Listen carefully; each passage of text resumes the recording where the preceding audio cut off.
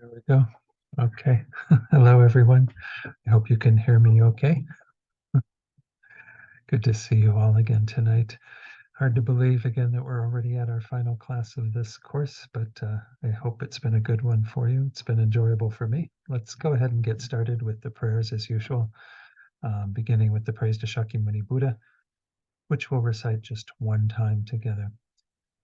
To the founder, the endowed transcendent destroyer, the one gone beyond, the foe destroyer, the completely perfected, fully awakened being, perfect in knowledge and in good conduct, Sugata, knower of the world, supreme guide of human beings to be tamed, teacher of gods and human beings, to you, the completely and fully awakened one, the endowed transcendent destroyer, the glorious conqueror, the subduer from the Shakya clan, I prostrate, make offerings, and go for refuge.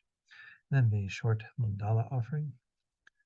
This ground, anointed with perfume, strewn with flowers, adorned with Mount Meru, 4 continents, the sun and the moon.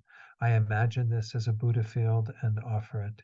May all living beings enjoy this pure land.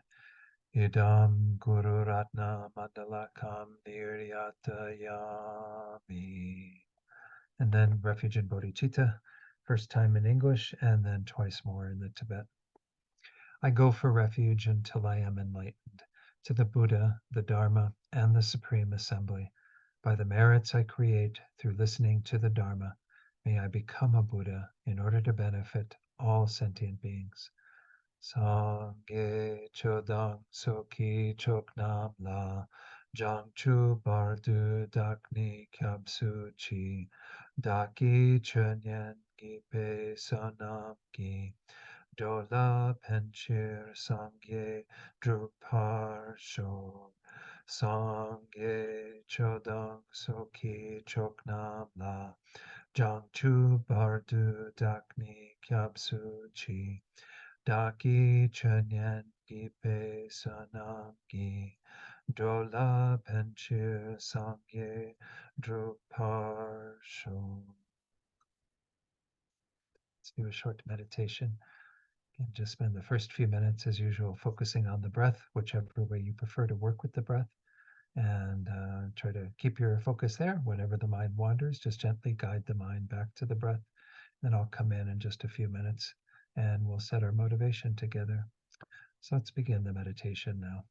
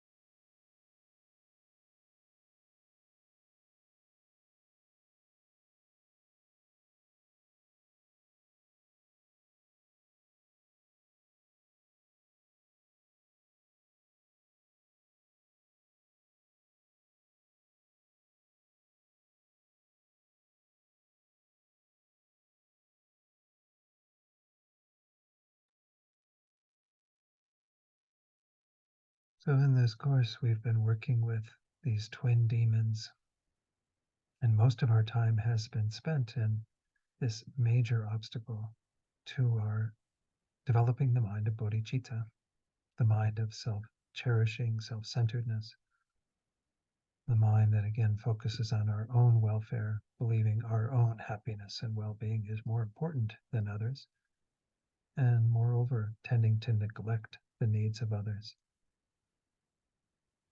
And in generating our motivation of bodhicitta, this is perhaps again the main obstacle that we have.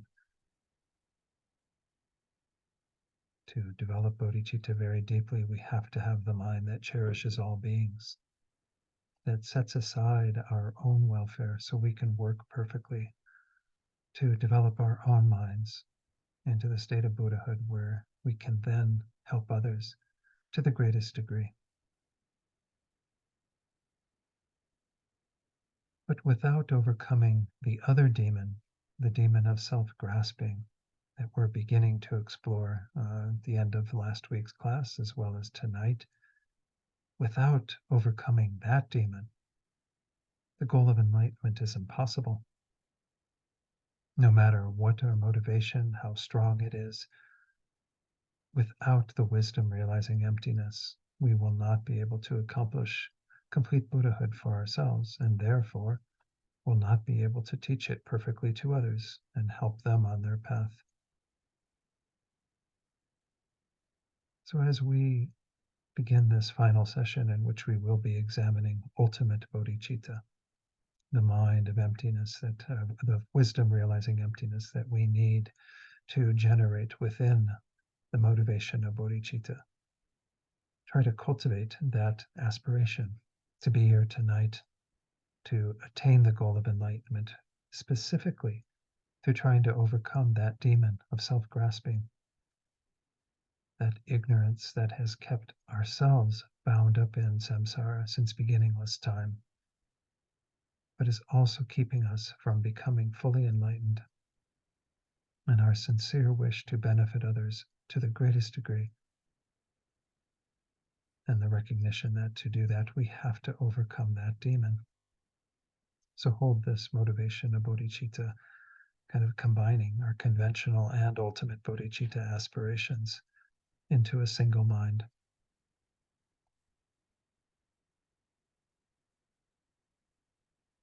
And then you can open your eyes fully when you're ready, and we'll begin. All right, so again, in the last class, we did begin the sort of exploration of this selflessness, emptiness, this topic that is a very profound one, and one, again, that is quite necessary. Let me pull on the screen the commentary. Well, actually, let me look at just the chart. This is, again, the chart that goes through the entire text. We did go into verse 103 last time. Up through 102, it was primarily working with the mind of self-cherishing, overcoming that through cherishing others, generating conventional bodhicitta. And there were some dedication verses at the end. Verse 102, which we'll go back to in just a moment, kind of pointed us in the direction of realizing emptiness and selflessness. 103 shows how the results of practice will be attained ultimately through our realization of emptiness, overcoming self-grasping. Tonight we're going to finish off the text with these 11 verses that have to do with all appearances are empty of inherent existence, kind of understanding the lack of inherent existence primarily through the reasoning of dependent arising, which we'll talk about shortly. And then looking at how mind is empty of inherent existence in verse 115, the indivisibility of the appearances, what we call our conventional truths, and the mind, kind of the mind that is realizing all those appearances, and of course the discernment of those appearances as emptiness. Then in the final verse, 117, one final verse of dedication that we'll be looking at. So in the commentary, we did have that verse 102 concluding the dedication verses for the first part of the text on conventional bodhicitta. And it said, also at that time, may all the migrating beings of the high states fully meditate on selflessness, just like us, and then, free from conceptualization, recognize existence and peace as being equal, recognizing how both samsara and nirvana are equal in terms of their emptiness. So this was, again, pointing us in the direction of what's happening in this, remaining part of the text. Verse 103 that we looked at again at the very end of last week, excuse me, says, if we do that, if we are able to accomplish that, realizing selflessness ourselves and helping others on the path of realizing that, we will destroy this enemy. If we do that, we will destroy conceptualizations. Again, all the erroneous conceptualizations of inherent existence. And then having familiarized with the non-conceptual exalted wisdom of selflessness, which is what we are aiming to generate, the ability to not just know emptiness through our conceptual minds, but through a non-conceptual awareness. Why would we not attain the causes of the form body and their results? The causes of the form body, a full accumulation of all of the merit, the virtuous deeds we need to do on the bodhisattva path, together with the accumulation of wisdom and the resultant state of the form body that, of course, is together with the truth body. I talked a little bit about these bodies of a Buddha. So what we're going to go on to tonight then is the initial verse of this section. Again, that there's quite a few, 11 verses.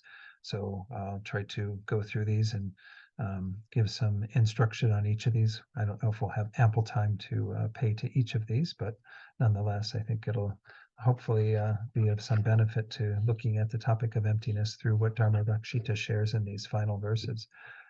He says, aha, all these are dependent relations, or often what we call dependent arisings. Dependent relations are dependent and not self-sustaining. In other words, they have no independent existence and they can't stand on their own. They require other factors for their existence. Changing back and forth, they are illusory, false appearances because they appear to be self-established and independent, but they do not exist that way at all. And it says they're like a whirling firebrand. They are reflections that appear. Can we use different kind of analogies, illusions, this whirling firebrand, reflections? We're going to get into that a little bit in one of the upcoming verses, but the idea is that there are many ways that the Buddha pointed to things that appear to exist in a way that is contrary to how they exist. Another very common example is the example of a dream. And I often talk about dreams as being a good object, that the Buddha pointed out the usefulness of seeing how things are like a dream. We're never saying that life is but a dream, like in Row, Row, Row Your Boat. It's not that life is a dream. Life is like a dream. Everything is like a dream, in that our dream objects in the dreaming state appear to be as real as the objects in our waking state, right? We get totally convinced, if we're not having some level of lucidity to our dreaming, we are engaging in those dream objects as if they were as real as our waking objects. And we can have strong emotions, fear, excitement, what have you, desire. All these things can arise within a dream state because we are buying into the reality of the dream objects. But it's an illusion. It's not existing the way that it appears. Our dream objects aren't real objects in our waking life. Otherwise, when we woke up from our dreams, all the things from our dreams would be there in front of us, and they aren't. All of those things that were conjured up through our subconscious and our dream state don't have any reality when seen through the lens of the waking state. So again, there are many of these that the Buddha used, and we're going to have some of those being introduced shortly. Let's go back and take a look at Geshe-la's commentary, and I'm going to talk a little bit about dependent arising, dependent origination. So Geshe-la says, having called out to ourselves, aha, all of them, the self-grasping and self-cherishing explained above, and the self that is the object grasped and so forth, are also dependent arisings, dependent relations, because they are established in dependence on a mere collection of causes and conditions. This is what makes them capable of being changed, is that our ignorance, our self-grasping, and the self-cherishing that we've been discussing throughout this text, these are dependent arisings. They arise on the basis of certain causes and conditions. We change the causes and conditions, and we can be rid of them. It says another reason that all phenomena are dependent relations is from the point of view of their not being self-sustaining, due to their being established in dependence on either their causes and conditions or their parts and so forth. So let's break away here. We'll come back to this what, sixth line down, the way in which da da da da. What I want to do is talk a little bit about this reasoning of dependent arising and kind of the value of it. And I'll show a few slides to go through that. Many of you have had teachings on this, but this is said to be one of the most powerful ways for us to realize emptiness of inherent existence. There's the verse again. Dependent arising is actually said to be the king or the monarch of reasonings in that it avoids, I should say it avoids, sorry, I'll correct that later, the two extremes, the extreme of permanence and the extreme of annihilation. So what happens is, again, all of us have been under the control of this ignorance. It thinks that things are real in this fictitious way. We are grasping at reality in that manner. And that's kind of this extreme of what we call permanence or eternalism, where we think things have some sort of lasting, concrete, self established identity. And the particular one that we are grasping at most strongly is the I, the person that we are identifying ourselves as, that we think is so real. And again, this is the tendency to fall into that extreme that we've all been in. And even if our analysis isn't complete, we could still be in that extreme if we haven't really undermined the correct object of negation, this sense of inherent or intrinsic existence, objective existence that we are believing in. When we begin to get exposed to the teachings on emptiness, though, they start pulling us away from that extreme. But then we could fall into the other extreme, where we think that the self doesn't exist at all or phenomena don't exist at all. And that's because we are, shaving off this fine layer of what we call inherent existence. But we are never refuting existence, but it can be mistaken to kind of be removing existence because the way we believe in things having a reality is fictitious. And so when we think we remove that, then there is no reality at all. That's the extreme of annihilation, a nihilistic kind of point of view where we think things don't exist at all. And what will happen in our analysis is we'll bounce back and forth between these. We don't go far enough, so we're still kind of over here, and then we go too far, and then we fall into the extreme of annihilation, and then we pull it back, and then we end up falling back over to the extreme of existence and permanence. We have to find, again, what they define as the middle way, this middle way point of view that in which you are no longer grasping at either of those two extremes. Dependent arising is said to be the king of reasonings that allows us to find that middle way between these two kind of extreme points of view. So let's take a look at the reasoning of dependent arising, just so that we're clear about what's involved in it. Again, many of you have had teachings on this, what are frequently called the three levels of dependent arising. The first one is dependence upon causes and conditions. And this is only applicable to what we call conditioned phenomena, which is most of what we deal with in our daily lives, is this physical world that is full of things that arise from causes and conditions. There are some phenomena the Buddha set out as being not conditioned. They don't arise from causes and conditions. I mean, one of them actually is emptiness. Emptiness is a negation, and that negation isn't a caused phenomenon. It is an absence. So it doesn't have a kind of causal nature to it. It does arise on the basis of certain factors being there, the absence of inherent existence, but it doesn't change momentarily. It doesn't have a kind of composed nature. So anyway, these things that are conditioned in our world, such as the computers and tables and chairs and people and consciousnesses and everything that is kind of that ilk, is all of those things are dependent upon their causes and conditions. I'm going to use my trusty clothespin that for many of you have seen this before. But if we talk about this object I'm holding in my hand, clothespin, we see that there are some major causes and conditions involved in its arising. Of course, we have the two wooden pegs, and then we have the metal spring that's there, kind of between the pegs. For the metal spring, you have the main cause of some metal ore that was mined, that was created and fashioned into this spring. And then you have the wood that went into creating the two pegs, right? And of course, there are many causes and conditions behind those things, plus those substantial causes of iron ore or metal ore and wood. And then there are many kind of cooperative conditions of the person who designed the clothespin and the people in the factory who helped put these together and what have you. So we again see that there's no clothespin that exists independent of its causes. It depends upon its causes and conditions to come into existence. Again, very easy to get, but actually it said that that level of dependent arising, even though all the Buddhist schools agree to that, they don't see the import of that. That if you can't have something existing independent of its causes and conditions, it cannot exist independent at all. It has no way of being able to sustain itself because even dependence upon causes and conditions belies, contradicts its inherent existence. Let's talk about the second level. I'll put it on the screen in a moment, but I can go forward with it. It's dependent upon its parts. Everything has parts. This includes conditioned and non-conditioned phenomena, permanent phenomena such as emptiness, because there are both spatial parts, that we can talk about in regard to something material like this, as well as temporal parts. And then we can even parse up various things within other things that perhaps are not easier to identify. Everything has some sort of parts. For the clothespin, we can talk about, again, three main parts, and I'll even kind of deconstruct it to get a look at the three main parts. We have the two pegs, one like this, one that's identical to that is used for the other side, and then, of course, the spring. Is there a clothespin that exists independent of those parts?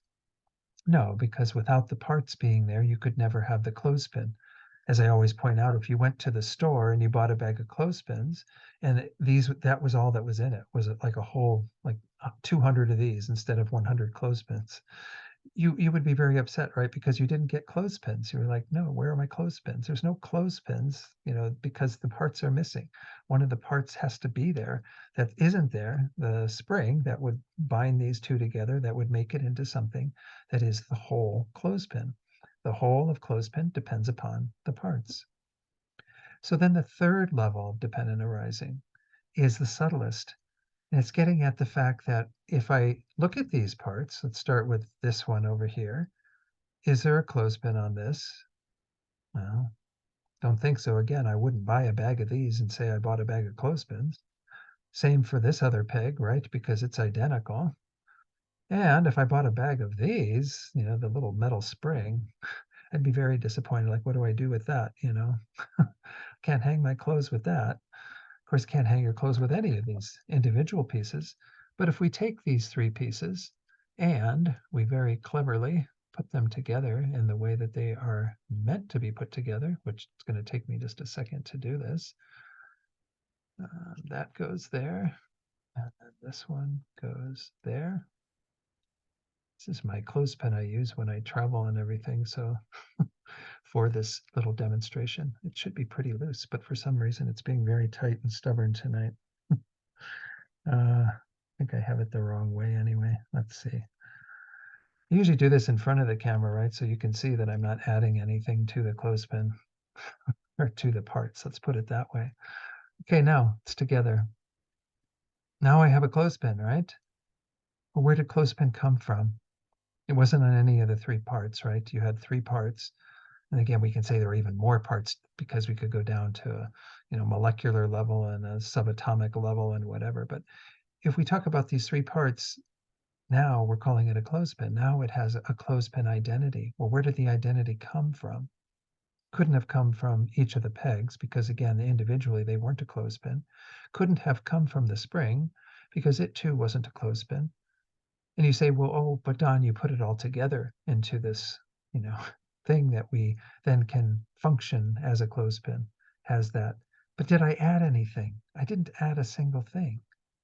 There's no clothespin-ness that is added to these three parts to make it into a clothespin. Where does clothespin come from? My mind imputing clothespin on this basis. There's no real clothespin in here. And in fact, clothespin and what I'm holding in my hand are two different phenomena. One, the label, the other, the basis for labeling.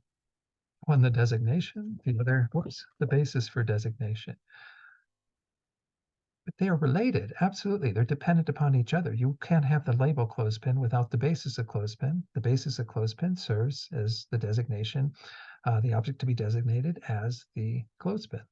These two are interdependent. But there's no clothespin in my hand. Yes, we call it a clothespin, but that's the only way that it exists, is dependent upon designation by a consciousness, which has some in our culture has obviously something to do with language, but you can even have a conceptual idea of something before you're using language, such as an infant would have around various things in their environment and their mother or father or what have you. They might not impute mom, but they impute familiar face in a sense when they see their mother's face or father's face. So again, the second level was the dependence upon parts, and this is applicable to all phenomena, since all phenomena have spatial and/or temporal parts. Thirdly, dependence upon mere imputation or designation, again, by a consciousness. This is also applicable to all phenomena, even emptiness, which is also merely imputed. All three levels do point to the reality of emptiness, but we don't get at the very subtle way that things actually exist until we get to that third level, until we see that in the end, there are no real clothespins, real people, real computers, real chairs, real whatever. There's nothing that is real from its own side. It's all merely designated on a particular basis that we conventionally agree to call computer and chair and table and person and whatever. So nothing has any inherent identity. Even in those two words, dependent relation or dependent arising, I prefer dependent arising actually for the terminology to use for this. Just by that, we can see how we're negating the two extremes. If something is dependent, well, then it cannot be independently existing the way that our mind, our ignorance is grasping at things, thinking they exist on their own, that this has some clothespin-ness from its own side, that it is like as soon as you see it, you see, oh, there's a clothespin. The clothespin seems to be all over the entire basis. Its clothespin wholeness is kind of on these parts. But clothespin, again, is just a label we give to this. There's no real clothespin here. So when we see that things are dependent, they cannot be independently existing. They can't exist on their own. On the other hand, because of the phrase arising, we see that they can't be utterly non-existent. I'm not saying the clothespin doesn't exist at all. I mean, it's gone. No, there still is an arising of a clothespin on the basis of having this stuff in my hands that serves as a valid base for it, and then the designation, the mere imputation to that of clothespin. Another way to kind of get at the fact that there's no identity from the side of this in my hand is that if I had a dog here, I don't have a dog anymore. It's been quite a few years since we had a dog, but especially dogs that like to chew. Um, some folks up in Taos have like these Labrador dogs that really like to chew on things. And I don't think a dog would have that much fun chewing on this. Initially, it might. And that's the point of it is if I threw this out to a dog to chew on, they might have some fun chewing on the wood. If they get to the metal parts, they're not going to be, having so much fun. They may, stop chewing at that point. But if I had something that was entirely wood, like, I don't know, I don't have the mallet for my Tibetan bowl or whatever. If you have like this wooden dowel and you threw it to a dog, the dog is not going to know it as what you know it as. They're going to know it as chew toy or whatever their image is for that. They don't have language, obviously, in terms of, what like humans do, but they will still have an idea of that is not the same as how you relate to that. So is it a chew toy or is it a dowel for bringing a bowl, a ringer? Again, it depends upon the person who's using it, the person who's relating to it, the mind that is imputing that identity on it. There's nothing from the side of that object that makes it one or the other. It's equally valid for the dog and for myself as what we are imputing it as. So there's nothing from the side of the object then that can exist as that because things are dependent arising, because they depend upon other factors. They don't have their own established identity from their own side. Again, their identity is given to them through the force of an imputing consciousness, a consciousness that is relating to that in a particular way.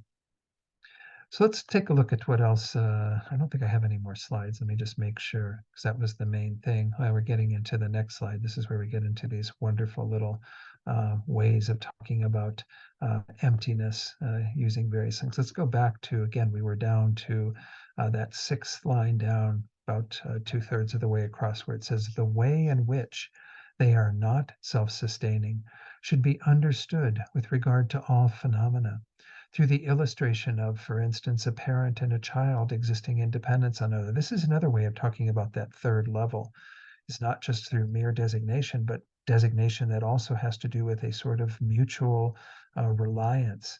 You can't talk about a parent without that parent having a child, right? I'm not a parent because I've never had a child. If someone said, Don, how do you enjoy being a father? Well, I'd be like, well, I don't know. I don't have a child. You can't call me a father because I don't have a child. And of course, I can talk about myself as being a child because I had parents. So, the child and parent are labels that exist in dependence on each other. Self and other are also the same. Uh, you know, anyway, you have many of these in our society and our working of things of pairs that are mutually reliant in order long and short. What is long except in relation to something which we call short? Shortness is called that in relation to something that we call long, what have you. So continuing, he says, in this way, because phenomena are not established as self-sustaining, they are able to change entity back and forth in all sorts of ways. For example, when the sky in front of us is now obscured by clouds, it appears to us as though it were gloomy, and for the time being we also identify it as gloomy. But after the clouds disperse, the sky is the opposite to what it was before, right? Because causes and conditions change. This is the whole point of having a lack of inherent existence, means that things can change. They can go through a process of transformation. Thus, just as the sky is able to change back into an entity free from clouds, phenomena, aside from being merely imputed by name and conception as this and that situation, are not established on the object. Instead, they are objects that are illusory like false appearances. The clothespin appears to be a real clothespin from its own side, existing on that basis, but it doesn't exist that way at all. Then they go to this example of the firebrand. Just as when a firebrand is quickly whirled in midair, a circle of burning red fire appears. This is at nighttime generally, right? If you did this during the day, it's kind of hard to see the fire at the end of it or the coal at the end of a stick or what have you. It says, by the force of a later instant being conjoined without a break after a previous instant. When you whirl it in the sky, you can create a sense of kind of a circular nature to it. And it appears to be a real circle. But again, the thing is, just 1 second, I need to let the cat out. Sorry. So the thing is that there's really not a circle there, right? It appears to be this red circle of where the firebrand is being twirled, but it doesn't have an existence as a circle. It's actually a continuity of individual points of where you are, whirling the firebrand. Okay. So it says, by the force of a later instant being conjoined with a break after a previous instant as the object of the eyes, but in reality does not exist. Likewise, all phenomena that are causes and results appear while not being established on the object. This is the meaning of dependent relations being like the reflection of a whirling firebrand. Again, so it's kind of a weird phrase, reflection of a whirling firebrand. But the idea is that, again, we have things that are examples that show us that there can be an appearance that is contrary to how something exists, even conventionally. And mirages are another one that's frequently used. Going to see these all coming up in the next verse. So let's carry on with that again. I hope I could talk about dependent arising. Actually, I've taught on that topic as Lama Tsongkhapa teaches it for an entire weekend, but we need to kind of keep moving through this text. But it's a most important reasoning. It's not the only reasoning to realize emptiness, but it's a very important one simply because of, again, finding that middle way. not falling into the extreme of thinking things exist independently, which is where we're at now, being able to pull away from that by saying that things are dependent, but then also not falling into thinking things don't exist at all, that I don't exist, karma doesn't exist, nothing exists, because things still do arise. They have an existence, albeit, again, a dependent existence, not an independent one. So what we get into in this one, and maybe what I'll do is, yeah, rather than kind of toggling back and forth, is I'll go through the sections that pertain to each of these lines. There are six lines in the next verse 105, that have to do with different ways that we could see this kind of lack of inherent existence, this emptiness. The first one is like a banana tree. Our life force is essenceless. Okay. So let's look at what Geshe-la says on that. This is the first paragraph there. He says, the trunks of trees that contain water, regardless of how strong they may seem, are utterly without essence in that they collapse due to the slightest condition by the force of being consumed by the water inside them. They be kind of rot. And apparently the trunk of a plantain or banana tree is like this. It's just kind of layers of stuff that can rot from the inside because there's no essential core to it, right? And it says, similarly, since our life force also deteriorates due to a mere slight condition like that, it too is essenceless. In other words, there's no kind of concrete inherent essence to our life force in the same way that there is no inherent or solid essence to this banana tree. Again, and these are just examples pointing to the lack of inherent existence and even impermanence as well, though that's not identical, but the changing nature of phenomena on the basis of their emptiness. Like a bubble, our life is without essence. This one, the second paragraph, he says, for example, although at the moment a water bubble appears as though it will stay, if it is merely touched by a finger and so on, it will be destroyed. Similarly, although on the occasion in which the conditions for our death have not been met with, our life appears as though it will stay, it too will perish due to a mere slight condition for death. These first two have a lot to do with kind of the impermanent nature of this life that is due to, again, the lack of inherent existence within this life. Things do not have any inherent, unchanging, eternal sort of existence. Instead, they are subject to causes and conditions, subject to whatever will play out. And eventually, our life force goes. This life itself disappears, is over. He continues and he says, therefore, because it is not able to abide for long, it is without essence. That is, it is not established from its own side. I'm going to take it off screen for just a moment. When we start dealing with these, where we show that things are impermanent and therefore they lack inherent existence, it is kind of, again, working within that understanding of the first level of dependent arising, that all these kind of conditioned or impermanent phenomena, they don't arise independently because they depend on causes and conditions. When those causes and conditions change, then things go out of existence. Some things, I mean, we like, our consciousness never fully goes out of existence, but this life definitely does, right?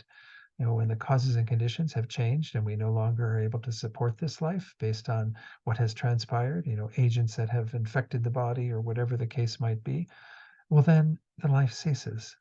There's no kind of inherent essence to this life. Impermanence is pointing to the lack of inherent existence. It's not identical, again, because there are even permanent phenomena that are empty. But those things that are impermanent, their impermanence shows that they cannot possibly have inherent existence. The impermanence of this life points to the fact that we don't inherently exist, that our bodies don't inherently exist.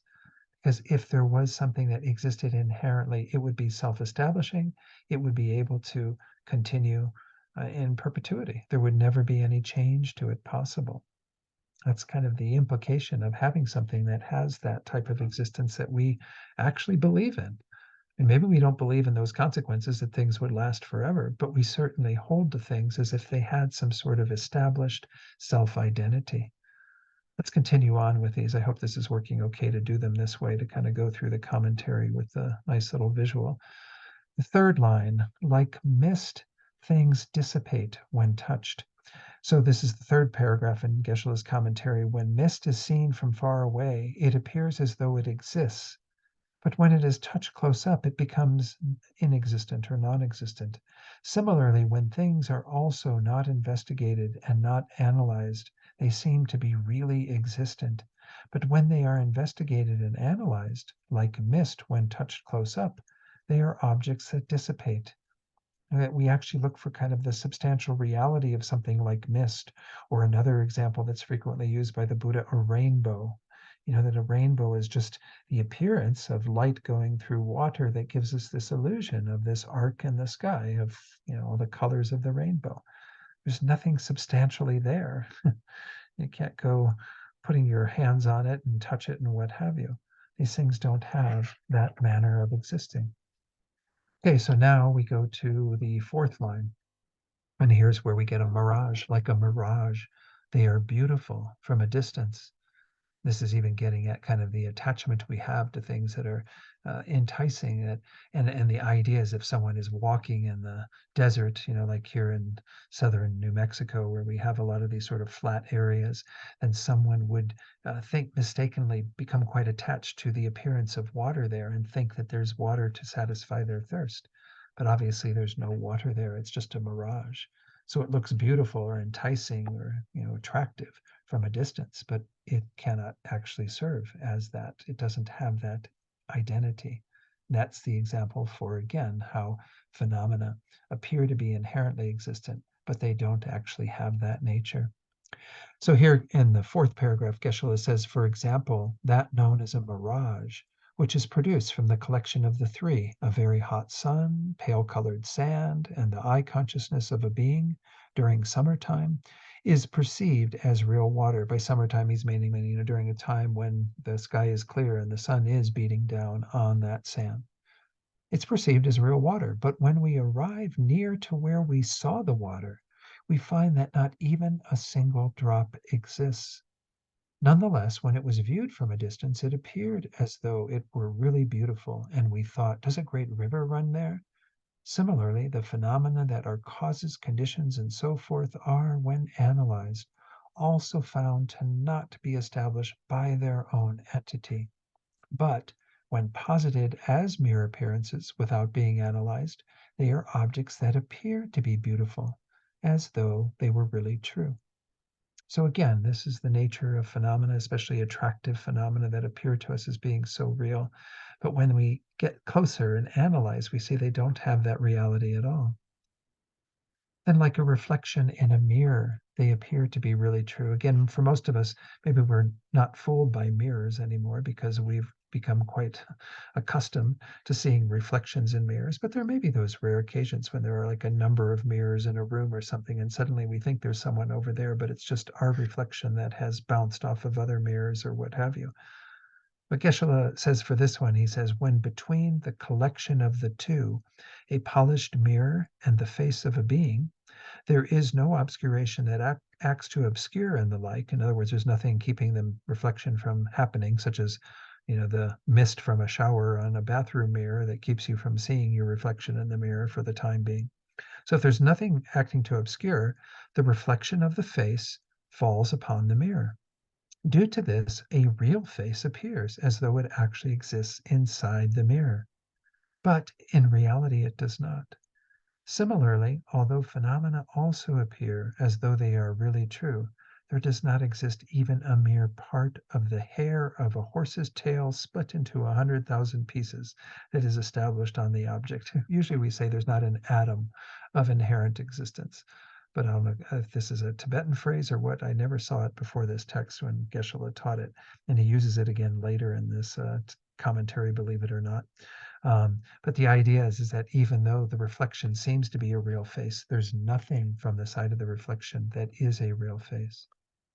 Then the final one, the line F, like a cloud and fog, it seems that they will really stay. In San Francisco, when I lived there, as you know, there's huge banks of fog that come in, particularly in the summer. that look so real. They kind of completely obscure the sun. It becomes very cool and kind of a strange phenomenon. Geshe-la says, for example, when there is the opportunity to view a great mass of cloud in the sky or thick, dense fog halfway up a mountain, although the cloud or fog appear as though they will really stay for a while, they in fact vanish in an instant without trace. Similarly, when compounded phenomena are also not investigated and not analyzed, they seem as though they will stay. But when investigated, they are objects that quickly disintegrate without staying even one instant after another. I want to point out something about this. When we say that kind of this sense of them disintegrating, this is kind of a sense of it. It's not saying that things utterly disappear, because again, that would be the extreme of annihilation. If when I analyze something like a computer and kind of come to see its emptiness, it doesn't mean that computer is obliterated, that there is no computer. It's totally gone. The false sense of computer is gone, the sense that a computer has a computerness from its own side that is self-established, that is existing in the object. That is what we are removing. That is what we are destroying. So I just want to clarify with that final one that we're never saying that conventional phenomena are destroyed by the wisdom realizing emptiness. Again, we do have these two truths. We have conventional truth, which is the way things in the end are simply set up by thought. There's a basis again of the stuff I'm holding in my hand and the label of clothespin that we give to this. That's the only way that clothespin exists in the end, in its very subtle most nature. Again, it also still has parts that depend upon that it depends upon for its existence, as well as causes and conditions. But the subtlest way is that it's merely designated. A conventional truth is something like a clothespin, that is a merely imputed phenomenon that we have agreed to call a clothespin. No real clothespin. That's its emptiness. The emptiness of clothespin is the lack of that clothespin existing inherently. These two things coexist with everything that exists. So there is a conventional truth that exists and a ultimate truth that exists, inextricably bound up within each phenomenon. The emptiness of clothespin with clothespin, the emptiness of I with I, the emptiness of computer with computer. All of these things, again, together, because that's the only way that things exist. And again, we're not newly creating emptiness or the merely imputing phenomena. That's the way things always have been, merely designated by thought and empty of inherent existence. Okay. So I think I've gone through all of Geshe-la's commentary on that. Let's go back to his commentary. That was again verse 105. Yeah, okay. So let's look at verse 106. The enemy, the self, remember that phrase from earlier on in our text, meaning the self-grasping, and the executioner, the self-cherishing, are also like that. All phenomena are like that. Our self-grasping and our self-cherishing are also like that. They exist conventionally, but they don't exist inherently. They seem to really exist. They have that false appearance, yet they have never been experienced to exist. They seem to be really true, yet are never experienced to be true at all. They seem to really appear, yet have passed beyond being objects of superimposition and deprecation. In other words, they abide in the middle way as well. You can't superimpose inherent existence on them because they lack that, nor can you deprecate their mere existence because they do still exist as mere imputations. And this is again what makes it possible for us to be free of these twin demons, is because the self-cherishing and the self-grasping do not exist inherently. So let's look at what Geshe-la says on this. The enemy, the grasping that is grasping at a self, the executioner that is appointed by that enemy, self-cherishing, and the ancillary, the self that is the object grasped, which we haven't seen so much, but that's just the idea of the self that we are grasping at that's kind of involved in all of this, are indicated to be just like the analogies given above. In other words, they appear to have some inherent existence, some reality, some substantial existence, but they don't have that at all. They are empty of that. Geshe-la says these two seem to a mistaken perception to really exist as truly established, But in reality, a mere atom of true establishment has never been experienced to exist. This is the way it's always been. I mean, so again, we're not newly creating emptiness. Emptiness has how it has always been, and things function within emptiness. They arise, they perform particular roles, they disintegrate and disappear. This is the nature of everything within the sphere of emptiness. Continuing, he says, also, as before, although all of them always appear to exist as really true, they have not been experienced to exist truly or ultimately at any place, time, or situation, even though we have believed in that false appearance and that way of existing for ourselves and all phenomena since beginningless time. They have never been experienced to actually exist that way, meaning at a deeper form of analysis. Yeah, my ignorance is seeing that and grasping at that all the time, but that doesn't make it real. Reality has to do with how is it actually existing when we do a deeper analysis. Then Geshe-la says, even if the self and the self-grasping and so forth appear as though they are established from their own side as self-sustaining, apart from appearing in this way, due to a mistaken mind changing them into another, they have not been experienced to exist even slightly as established by their own entity. Because of that, ultimately, all phenomena have passed beyond objects of superimposition and deprecation, whereby they are objects that are free from the superimposition of that which is to be superimposed, again, inherent existence, and also free from that which would have been deprecated, which is mere existence. So I do want to talk a little bit about this idea of appearance as well, because although I've been talking about it, I haven't really explained some of it. Why do things appear to inherently exist? Like this clothespin that I'm holding in my hand, that again seems to have its clothespinness, if I can use that word. It's a strange word, but it has some clothespin identity from its own side. Well, again, this is what is said is that that's through the force of our having had this ignorance since beginningless time. We've made these imprints on the mind that arise in the form of a false appearance. It's kind of like, again, if we go back to the dream analogy, when you're dreaming, the dream objects appear to be real in the same way that your waking objects appear to be real, right? Well, that appearance is false, right? It's not the way they actually exist because our dream objects can be refuted quite easily when we wake up. And again, those dream objects are not in our room. They're nowhere to be seen. They were conjured up by our imagination in a sense, or, subconscious, what have you. So again, that appearance to be real in our dreams is contrary to how things actually exist. We have a similar thing happening in our waking life, in that everything that appears to our sense consciousnesses, to our thought consciousness, as long as we are under the control of this ignorance until we become a Buddha, except when you are directly realizing emptiness in your meditation, all those other times things are going to appear to be real because you've had this ignorance that has created this kind of imprint that arises in the form of things having that nature of reality when that isn't how they exist at all.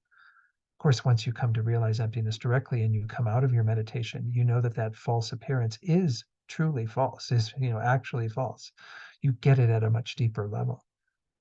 But we can see that this is playing a role. Lama Zopa Rinpoche often kind of shows how we get in trouble in terms of 3 steps. Something appears to us in the first step, and we kind of learn the label for it, right? So we learned that this was clothespin at a very early age. I don't know. When I was growing up, and some of you may have this as well, if you're as old as me or maybe older, I don't know. We had closed pegs, that were more of a peg. They didn't have a spring. You just put them on the line like that, and there was enough pressure at some point to hold the clothes in place. They didn't work as well, I don't think, but these, you just take that and you put it on the line like that. And anyway, the idea is that at some point we learned a label for this stuff that I'm holding in my hands. That's the first step. The second step is that it appears in the very next instant to have clothespin identity or clothespinness from its own side. That's this imprint that's giving rise to this false appearance. And that causes us to engage in the third step, which is believing that it's real out here, that it has its own identity. that it is self-established, that it exists inherently, all these ways that we talk about, that fictitious way of existing that we are believing in. The third step is we don't question it. Again, if it was possible to stop at the first step and just have things be merely imputed, oh, we're going to call this clothespin. It'd be interesting to kind of raise children saying, oh, but this is just called a book. I mean, might not be able to get it in their little heads, as to what the real meaning of that is. But if we were taught from a very young age to just, this is simply what we're calling these things. Well, that's good, but that's not going to get rid of the second step. The second step is that these things are going to appear to be real from their own side. So we have to do deeper work than simply learning that things are merely imputed. We have to see the implication of that means things don't have this false appearance. So we don't engage in the third step of believing in that false appearance. And that's what we're trying to undermine through these various reasonings. Again, the Buddha taught a number of them. Don't have time tonight, obviously, to go through all of those. But we need to investigate and see the reality that the way things appear to all of our minds, again, other than when we're in direct realization of emptiness, all the time they are appearing falsely. They are appearing to be real when they are not real. I use that word again, like Lama Zopa uses it, to just refer to the object of negation. Real meaning how we think of reality. We think things are self-established. Anyway, I can't spend more time on this or else we're going to run out of time. Let me carry on with what Dharma Rakshita is saying. Otherwise, again, we're going to run out of time. So in verse 107, which has 5 lines, he starts off with given what we just talked about, well, what wheel of actions exists? This being the case, since the main causes that compel us to circle in cyclic existence, namely our self-grasping, self-cherishing, and so forth, are not truly established, we might ask, apart from being mere appearances, what actions and afflictions produced by self-grasping and self-cherishing, and what circling like a wheel in the abodes of existence as a result of their power, that is, what experience of suffering exists established from their own side?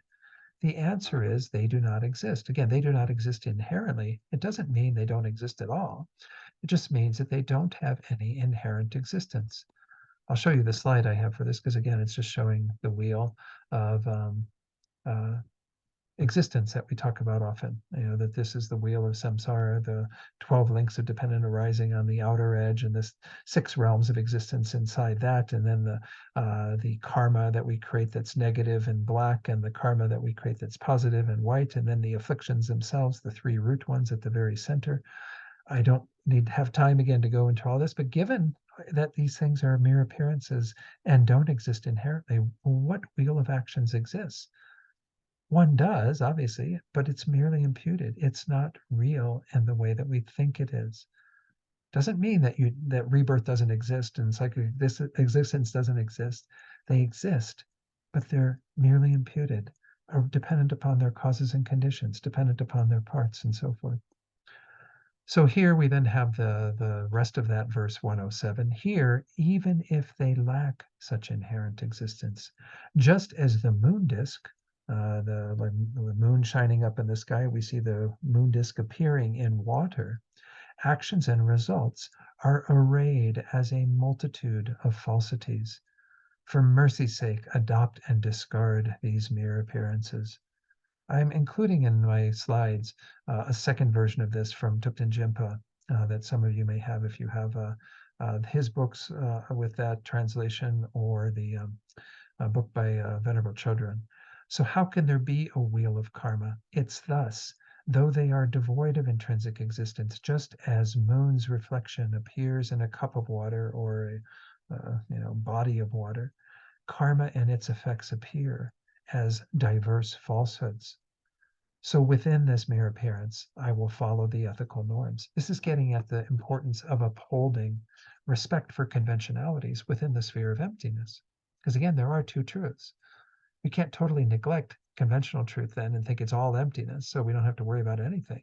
You still have to respect the law of cause and effect and the ethical behavior that you have to engage in order to avoid unfortunate rebirths and get good rebirths and eventually attain liberation and eventually attain enlightenment and so on. So let's look at the commentary that Geshe-la has on this verse. Moreover, here, those that appear as many, the self-grasping, causes and results, and so forth, lack the inherent existence that is established by way of their own characteristics. For example, by the force of the two coming together, clear water and the moon disk in the sky, although the real form of the moon does not exist in the water, it does seem to exist in it, right? If you see on a very clear night when the water is still, it's a full moon up above, and you might see this like, perfect disk on the surface of the water that appears to be the moon. So he says then, similarly, did I read the rest of it? Yeah, it does not exist. It does seem to exist in it, and undeniably the reflection cannot be stopped from appearing, right? We're still going to have things appearing, although they appear to be real. That doesn't mean that that's how they actually exist. Similarly, although the mode of actions and results, karma, the karma that we engage in, and the results of that karma, from the causes engaging in virtue and non-virtue arise the results, this and that, happiness and suffering. That whole kind of way that the Buddha explained how things come into existence in terms of our experience is, in reality, he says, not truly established. It is arrayed as a multitude of mere conventional falsities. Therefore, whatever appears cannot be stopped. Appearances do exist, they do happen. Things arise from causes and conditions, and if the causes and conditions are there, the results will arise. Because of this, Geshe-la says, actions and results as mere appearances are infallible, due to which we should definitely try to train without confusion in the objects that are to be adopted, the virtuous deeds and so on, and those that are to be discarded, the non-virtuous actions. For mercy's sake is an exhortation made to us out of mercy, for mercy's sake, for out of my compassion for you and your suffering. You still have to adopt engaging in virtue and discard or abandon engaging in non-virtue. You have to pay attention to these things.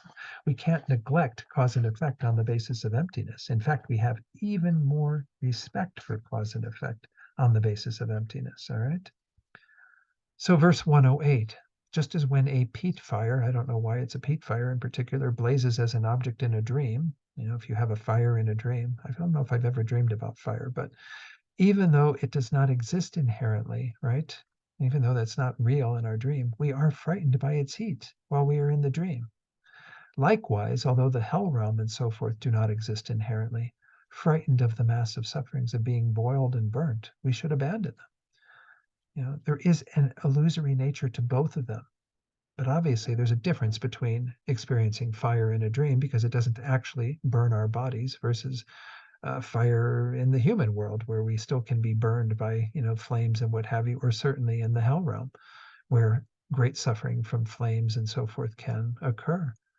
So again, the hell realm is as real as our realm. They're both illusory, both not inherently existent, but they need to be respected and therefore, avoid the causes of suffering. Just kind of bringing that point home again.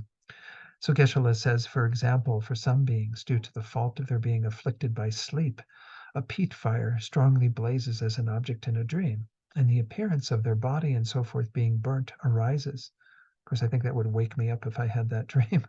Then also in actuality, they shout out, perspiration arises on their body and so forth. If this is seen by people unafflicted by sleep, since it is not possible for them to see even just a trace of the fire, in reality it does not exist inherently. However, even if that is the case, from the perspective of the person afflicted by sleep, the person in the dream, the strong appearance of heat to his body and the appearance of fear to his mind that are produced undeniably exist, right? We still have the fearful experience of the fire in our dream, even though from the outside, people who are awake and watching us in this, you know, very disturbed sleep and dream don't see it at all. The hell realm is similar, Geshe-la says, as well as the hungry ghost and animal realms, which are indicated by saying and so forth in the third line. Moreover, the fires, the incandescent iron foundation, the weapons, and so forth of hell, in reality also do not have even a mere atom that is inherently established. Nonetheless, they cannot be stopped from the perspective of a person who has accumulated bad actions, and the sufferings of being boiled, burnt, and the like are undeniably experienced. Therefore, through being frightened and terrified of the massive, unbearable suffering results, we should definitely abandon their causes, negative, non-virtuous actions, without ever engaging in them. I'll point out and take it off screen for just a moment and won't talk for very long, but I always do find it disturbing when people make comments who are Buddhists, Buddhist practitioners who say, "Oh, it's all empty anyway. It doesn't matter." I mean, this is again the exact opposite of what we should take away from these teachings. Because things are empty, everything matters greatly. We have to be meticulous in caring for the causes and conditions that we are attentive to. Why? Because cause and result, that whole process, again, it was said in our text, it's infallible. It continues to play out. Yes, these results that we have and the causes that we create and the experiences we have and so on, all of these do not exist inherently, but nonetheless, they still exist. There still is a conventional existence, and sentient beings suffer on the basis of that reality, albeit again merely imputed, merely designated. We're not denying that it has some level of reality. We're denying the way in which those things are perceived. If we are able to undermine through the force of realizing emptiness all of these forces that cause us to take rebirth and experience hellish existences and what have you, then we're able to be free of it. But if we don't do that, then we continue to suffer and continue to have everything play out. We still have those experiences, all of it lacking inherent existence, but nonetheless existing. So again, it's just trying to uphold the reality of conventional truths within the sphere of understanding emptiness. In fact, it was interesting when Lama Tsongkhapa had said when he was struggling to realize emptiness and all of this, that his guru appeared to him in the form of Manjushri, the Buddha of wisdom, and said, "You must value conventionalities. You really have to value the conventional world, that it's not to be discarded. It's to be embraced as having a level of reality, albeit very slight." Lama Zopa Rinpoche says it's almost as if things don't exist. There's a very slight level to things existing nominally. There's a basis, and then we give a name to it. That's it. That's the only way things exist. But that's enough for experiences to happen. It always has been. Again, this is the way things always have existed, merely imputed and dependent arisings and empty of inherent existence. And that's the whole picture. So we can't neglect either side. We have to know their emptiness, but we also have to respect the conventional nature of things. Okay, probably too much talking on that, but I'm going to go forward and work with verse 109. Just as when, even though there is absolutely no darkness, delirious with fever, it is as though we were roaming about and suffocating in a deep cave. It's kind of explaining some sort of illness where you almost feel like you're going into a state of darkness. I don't know what this illness would be, but anyway, it says, likewise, although ignorance and the collection do not exist inherently, we should eliminate this error by means of the three wisdoms. Even though this is kind of an illusion that people are having when they are ill and under these particular conditions, and it's not actually happening. There's absolutely no darkness, but nonetheless, that's what they're having a vision of to themselves. It's similar with regard to our reality. We think things exist in reality, in truth, but they don't exist that way at all. So when a person, for example, Geshe-la says, who is tormented by fever and the like, becomes delirious by the force of his illness, although there's not even the slightest darkness in the sight of people who are not sick, from the perspective of that sick person, there arises the appearance of roaming about a deep cave in complete darkness and the appearance of suffocating in complete darkness. Similarly, when the eyesight initially diminishes, even in people like ourselves who have obscured eyes, although in reality does not exist even the slightest smoke.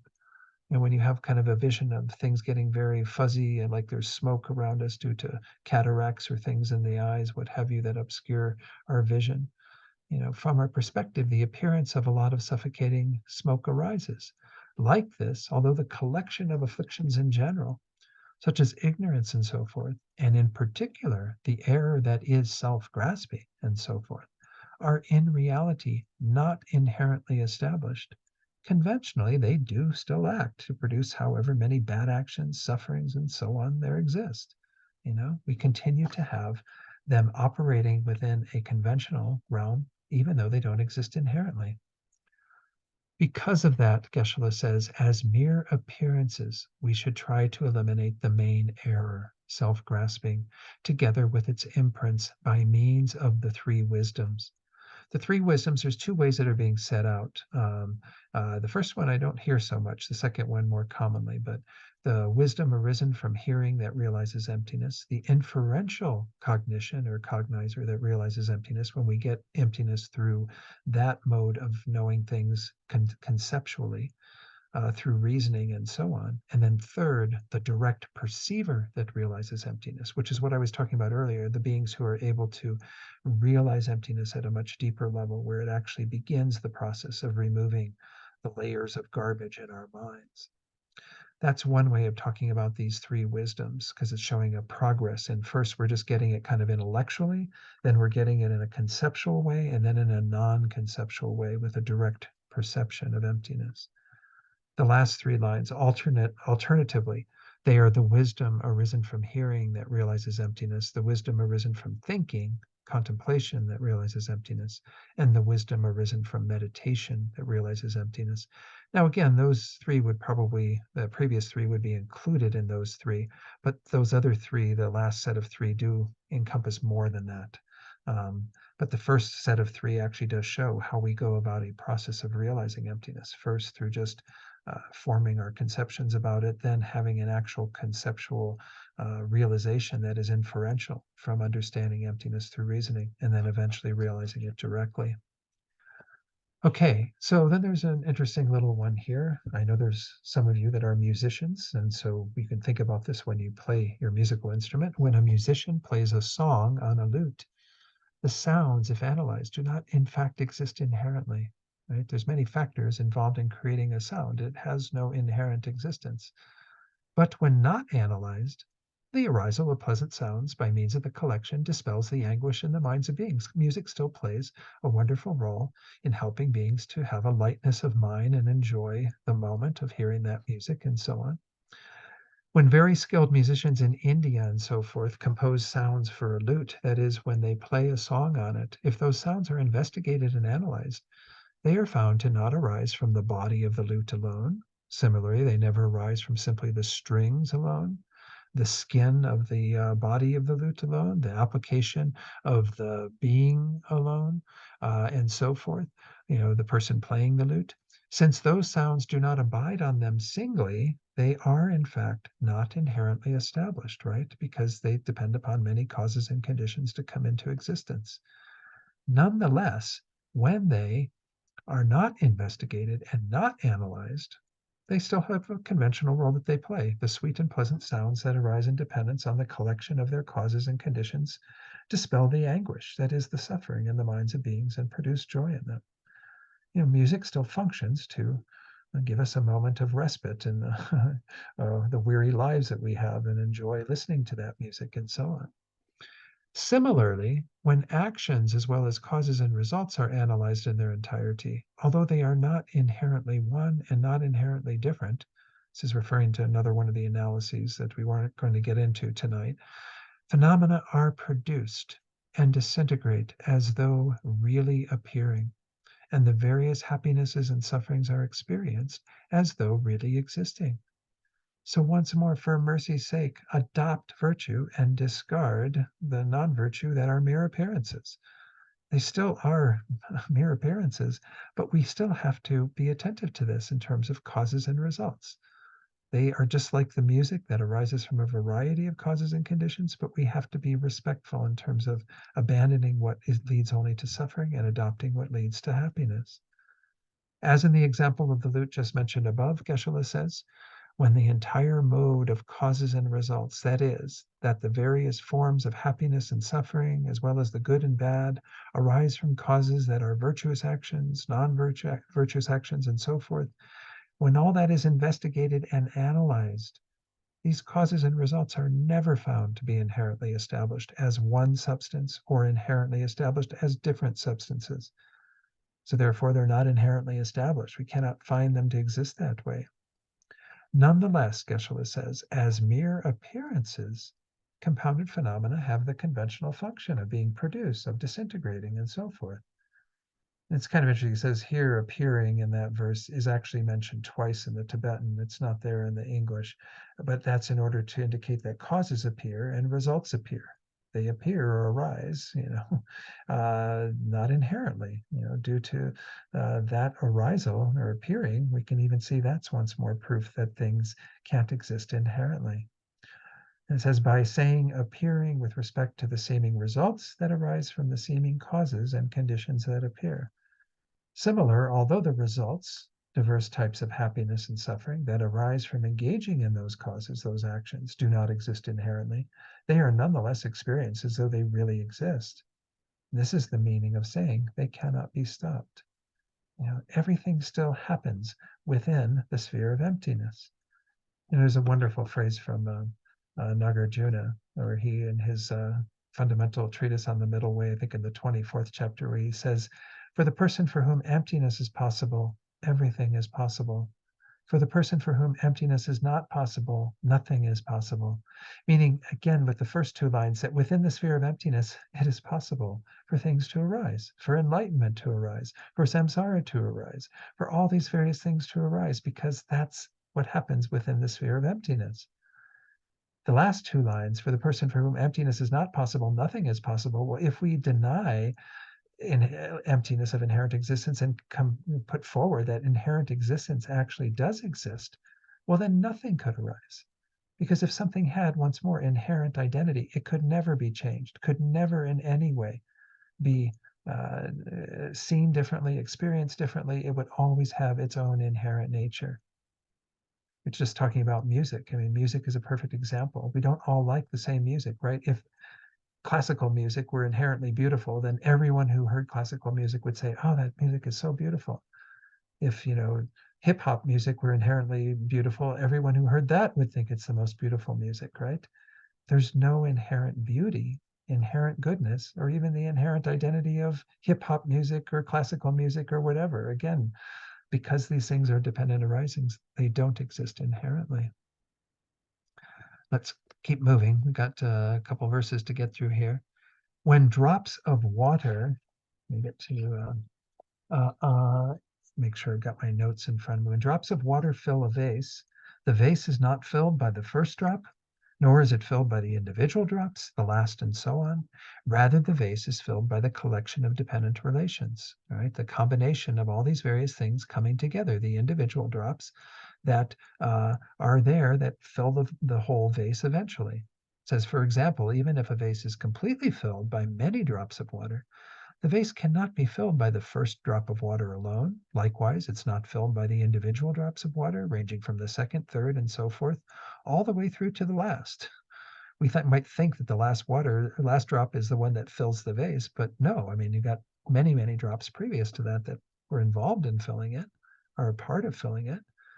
Nonetheless, when all the dependent relations of the first drop of water through to the last drop are collected together, then the result occurs. That vase is filled with water. Similarly, when anyone experiences the results of happiness and suffering, it's not due to the first instant of the cause, nor is it due to the last instant and so forth, rather due to the collection of dependent relations. Happiness and suffering are then experienced. For mercy's sake, once more, adopt and discard these mere appearances. The whole causal process of how things come into existence, just like filling the vase, still happens, still occurs. So Geshe-la says, just as with the example of the vase and the drops of water, although the results of various virtuous and negative actions, happiness and suffering respectively, are experienced by the person, it is not the first instant of the cause alone that makes that person experience them. Likewise, it's also not due to any of the individual instants alone, beginning from the second instant all the way through to the last instant before that result arises. Rather, by the force of all the former and later instants of dependently related causes and conditions collecting together, the results, happiness and suffering, will also undeniably be experienced. Right? Things will eventually come into existence on the basis of a collection of causes and conditions. Then he says, oh, this appearance, which is joyous when left alone without investigation, is indeed without essence, meaning any inherent essence, right? Nonetheless, this phenomenon that appears as though it exists is profound and difficult for the inferior to see. Here I want to share on this one an alternate translation as well. I may be skipping over some of the other slides that we just went through. Yeah, when drops of water, da da da da. Oh, this appearance. Here it is. Okay, this is the alternate translation from Thupten Jinpa. Ah, so utterly delightful when left unanalyzed, this world of appearance, devoid of any essence, seems as if it really does exist. Profound indeed is this truth, so hard for the weak to see. Yeah, kind of giving us some comfort, I suppose, because emptiness is a difficult topic. It is difficult to see. And so it's quite profound. It's something we have to work on continually. But there's something quite amazing about the ability to uphold conventional existence, kind of seeing it just as it is, unanalyzed, arising within the sphere of emptiness, to understand that there is this complete absence of any inherent essence in regard to phenomena that we experience. Quite amazing. All right, so let's read what Geshe-la says. For that reason, we say, oh, having seen the way in which the two, appearance and emptiness, conventional truth and ultimate truth, dawn without contradiction, to be a source of very great amazement. Moreover, joyous when left alone without investigation is not like saying it is joyous when without investigation one stays alone without companions, as is the wish of some people. Rather, when the phenomena that are dependent relations are left alone, meaning left in their natural state without investigation and without analysis, they can dawn as various phenomena, whereby joyous means wonderful. I once had one student who asked me, does emptiness also mean fullness? And I was like, initially I was kind of like, well, I'm not so sure you can say that. But the more I come to appreciate what emptiness is, you have again that world of the emptiness, which is the mode of everything existing. It's identical with regard to all phenomena. They have no inherent existence. But then you have the diversity of things that arise. On the basis of that, I think this is what this verse is getting at, is the wondrousness, the wonder, amazement at the variety of things that can arise within the sphere of emptiness. If things again had inherent existence, they would exist as that perpetually. There would be no ability to change them whatsoever. But because of lack of inherent existence, and we can make all the various things in our world. I mean, look at all the stuff that our last century or so has created in the world. From televisions to cell phones to whatever. I mean, a lot of phenomena that you can just take things and you can work with the creativity of the mind and come up with a whole new phenomenon on the basis of this lack of inherent existence. I think that's kind of the idea he's getting at here, but we see that these two are upheld as complementary, seeing both the appearance of phenomena that is conventional reality together with their emptiness. So he says here, with respect to those appearances, there is no essence that is inherently established, not even a mere part of the hair of a horse tail split into 100,000 pieces. Again, that phrase. Even though this is the case, it should be understood that from the perspective of those polluted by self-grasping, phenomena appear as though they exist inherently. Remember, I talked about that earlier. Lama Zopa saying that's part of the problem, that we designate what they are, but then they immediately appear to be real from their own side, to exist inherently. And then we believe in it. Again, that's the big problem to start with. Then eventually we get rid of that false appearance. Then Geshe-la says these phenomena are both empty and dependent relations. One phenomenon helps another and one carries another. In other words, they exist together on the same base. That emptiness of vase and the vase, the emptiness of clothespin and the clothespin, the emptiness of I and the I. This is in fact much more profound even than the profound, due to which it is difficult for the inferior to see, that is, to realize. The inferior in this context are taken to be those who propound the tenets of all the other schools below Prasangika Madhyamika, which is the consequence middle way school that this view of emptiness is taught in. Even the Svatantrika, the autonomy middle way school, doesn't teach it at this level. And so all of the other tenet systems, non-Buddhists, ordinary heedless beings who do not adhere to any tenets, all of these beings are incapable of seeing this profound truth. without, again, being exposed to it and eventually meditating on it. So now just real quickly, we get to the next part, that mind is empty of inherent existence. Let's go through this verse. Now, when absorbed in equipoise by means of meditative stabilization, how can even mere appearances definitely exist? This refers to the fact that when you are in that meditative equipoise or meditative session where you are realizing emptiness directly, only emptiness appears. Conventional appearances, conventional phenomena do not appear. The only thing that appears to the mind is emptiness, and they say the experience is like your mind and emptiness merge, so that it's like water poured into water, because you are not even mind appears to mind, only emptiness. The second two lines, furthermore, how can the existent and the non-existent also exist? How can anyone anywhere assert there is and there is not? Again, this is a little puzzling part of it. I'll try to go through it as best as I can. Says here in the commentary thus, having finished settling the meaning of emptiness excellently, after that, we should absorb in equipoise in this meditative session, again, where you are able to realize emptiness eventually directly by means of meditative stabilization. That is, by means of focusing the mind single-pointedly on that very meaning. Once you get to the correct meaning of emptiness, then you single-pointedly focus on it and try to generate this direct awareness eventually over time. Geshe-la then says, at that time, in the perspective of the appearance of that meditative equipoise, all conventional appearances are averted, whereby even mere appearances definitely do not exist. It doesn't mean they don't exist at all. It means to that mind that is absorbed in emptiness, there is nothing else that appears other than emptiness. It is a direct realization of that. The last two lines, how can the existent exist? This first question and so forth is meant as follows. From the point of view of that meditative equipoise that is absorbed in equipoise on the emptiness explained above, to say how can the existent exist means, in the perspective of that mind, that meditative equipoise, how can conventional appearances exist?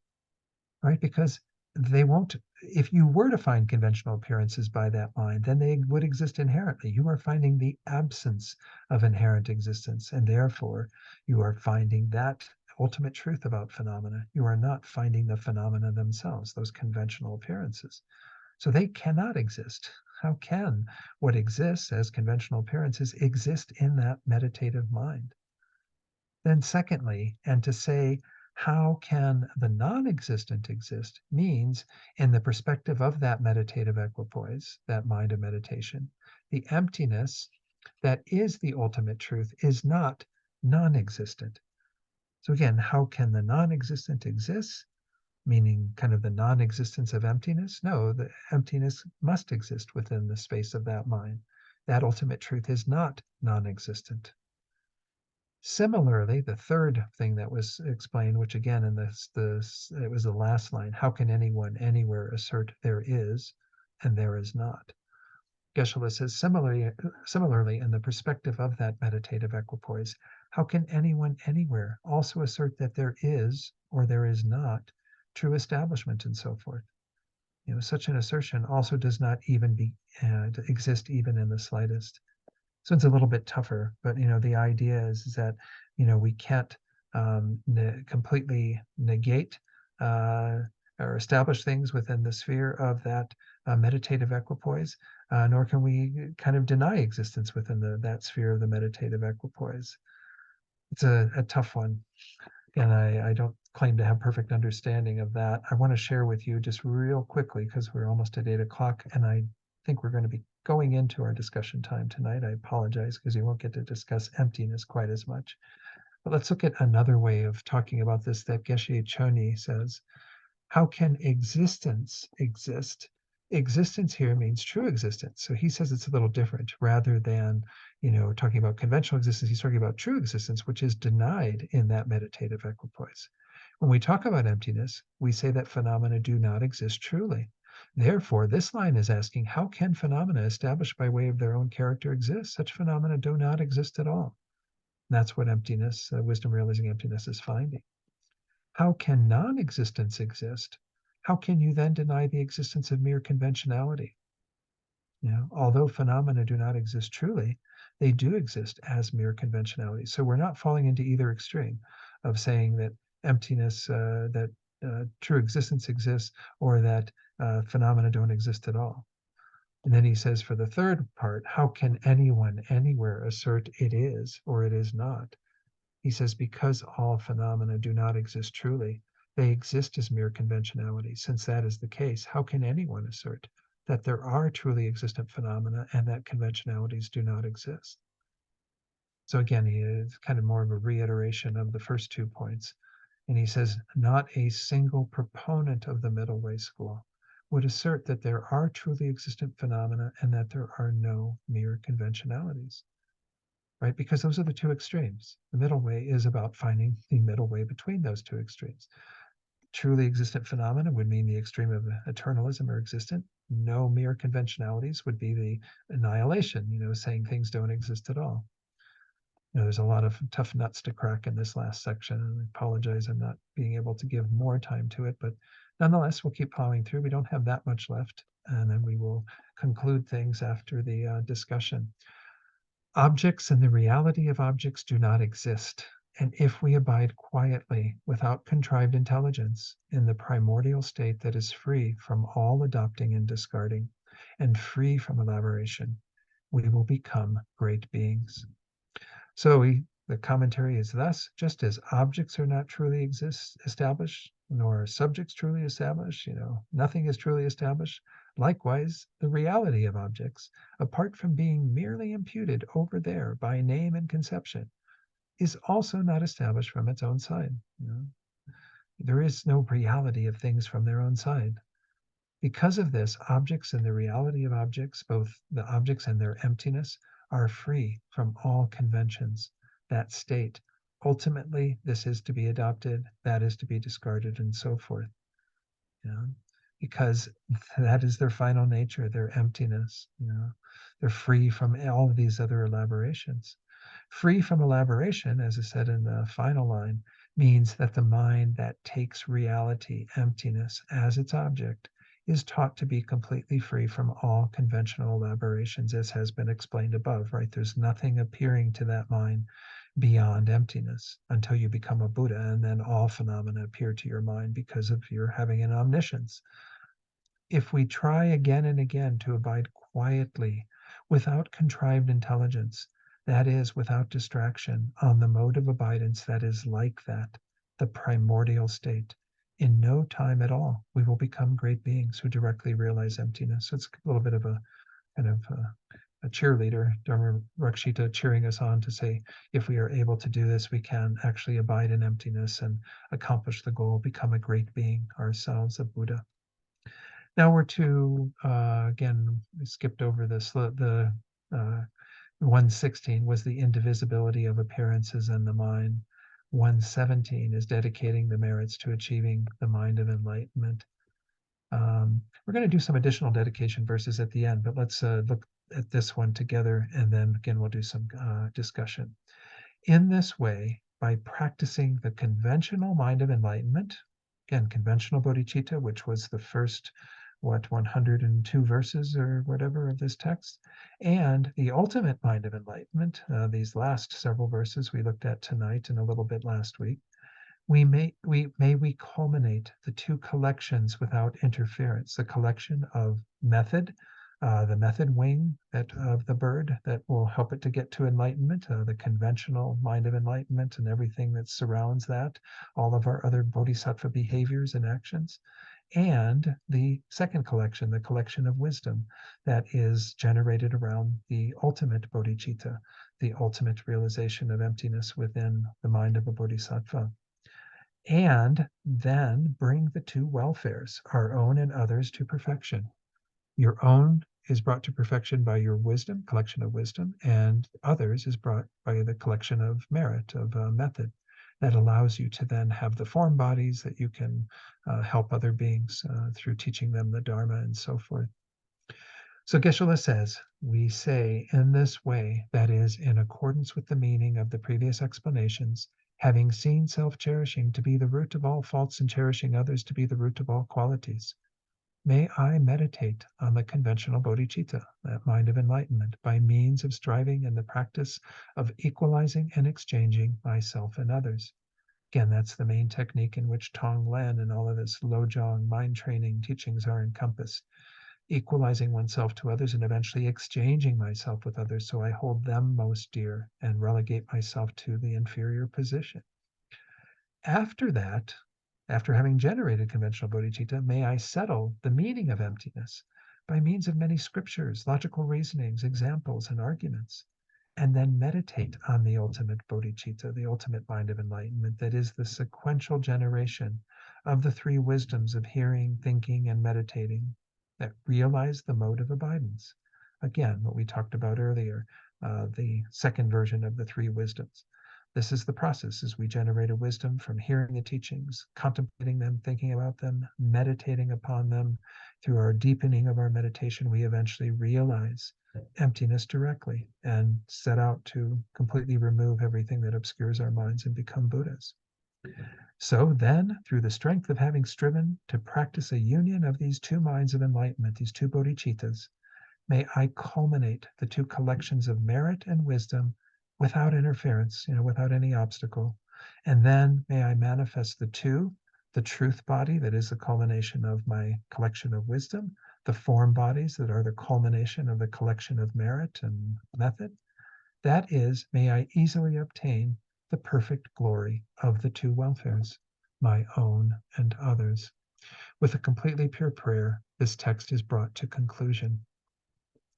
I might mention that this colophon, I'm not going to go through what is in Thupten Jinpa's text or what's here in ours, but there's a slightly different version of it, and I put it in the slides just so you have it.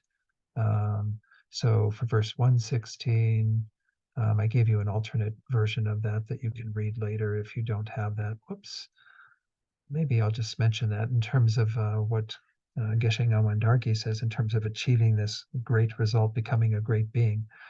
He says such greatness can be achieved, but generally we lack enthusiastic perseverance. Our present deplorable condition of helplessness, both to ourselves and others, comes from our lack of effort in generating the two kinds of bodhicitta. The Buddhas had this perseverance. We don't. We don't have it yet, but we're getting there. I don't want this to be totally a kind of a kind of putting us down or anything. We all have that potential still. But as I was saying, where did I put that? Well, maybe I was going to read it. I didn't put it in the slides. Maybe I'll find a way to get it into the slides later. There's just an interesting little story about Atisha that's mentioned in there that you might find curious. So we are going to do a few additional dedication verses that come from Venerable Chodron, has some at the back of her book, and then a few from Master Shantideva that I think are quite in line with what we studied in this text. But you've got a little bit of time now to do some discussion. Maybe I'll see if there's questions first, though, because this was a pretty tough class, right? A lot of terminology and talking about emptiness, which is always a bit of a puzzle. Anyone have a question before we do some discussion? Not going to have a lot of time for discussion, but maybe you'll have questions after discussion. We'll see. So let me put the questions on the screen just so you have them. Again, we're all within that homework for just this week because we sort of caught up at the end of last week. Briefly on any one of those 5 lines, remember the banana tree, there's like 6 lines there. You can just spend as much time on those as you want. If there's one of them in particular that you'd like to discuss that you find juicier than others, then by all means do that. Brief commentary on verse 106. 107a, the very first line of verse 107. Again, Bill, I'm sure we'll be sharing those. And then verse 115, the first 2 lines, A and B. All right. Okay, have some fun. Thank you, Bill. I'll be back about 5 minutes before we're supposed to end. Okay.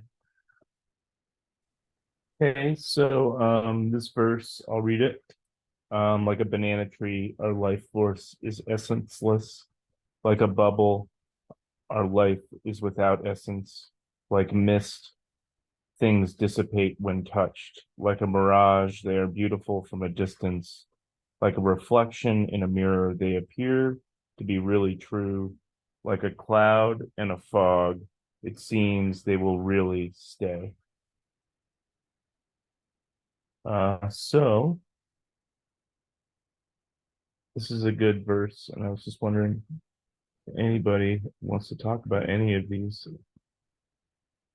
things.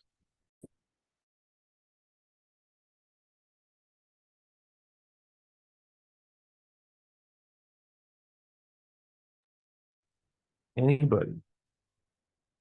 This reminds me of the Diamond Cutter Sutra. It's very similar.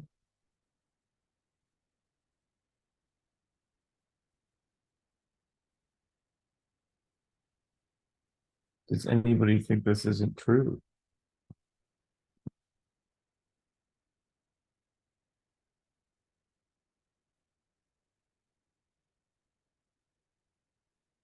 Go for it, Ruth. Don was talking this evening about Lack of inherent existence and impermanence. I, I don't know that they're synonymous, but to me they are really they speak to the same concept, I guess. It's easier for me to think about impermanence, I guess.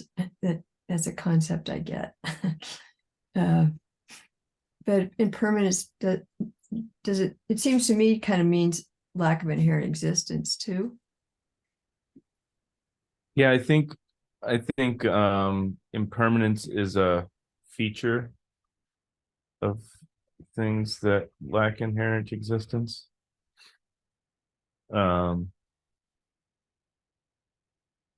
I think that's the whole idea of arising, like implies impermanence, this idea of things arising. But yeah, it does this thing it definitely focuses on that facet of the concept. I like some of them because although they're temporary,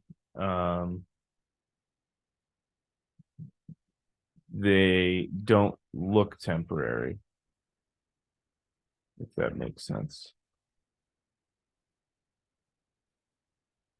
Many of them are impermanent, but in fact they're less permanent than the things that they resemble, that may be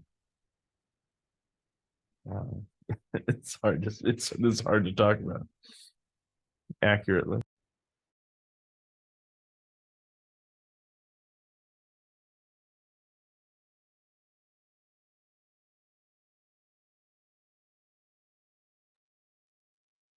Any other comments on this verse? I feel like I could talk about this verse all night, so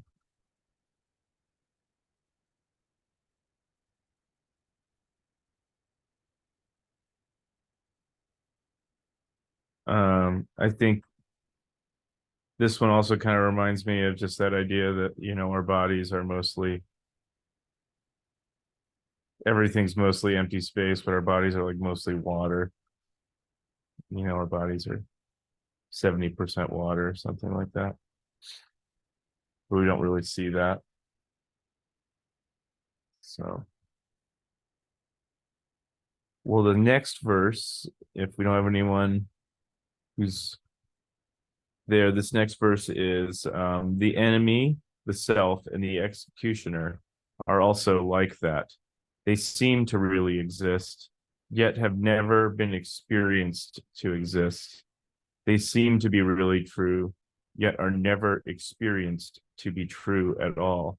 They seem to really appear, yet have passed beyond being objects of superimposition and deprecation.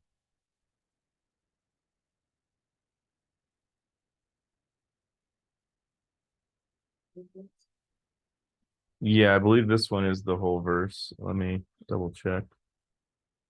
Oops, wrong one. Yes, this is the whole verse we're commenting on here. The next one is just the first line.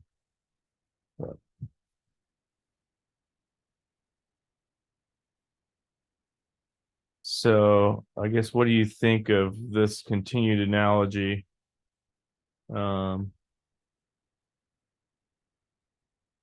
self-grasping and self-cherishing. And I guess, does it make sense to you that they seem to exist but don't?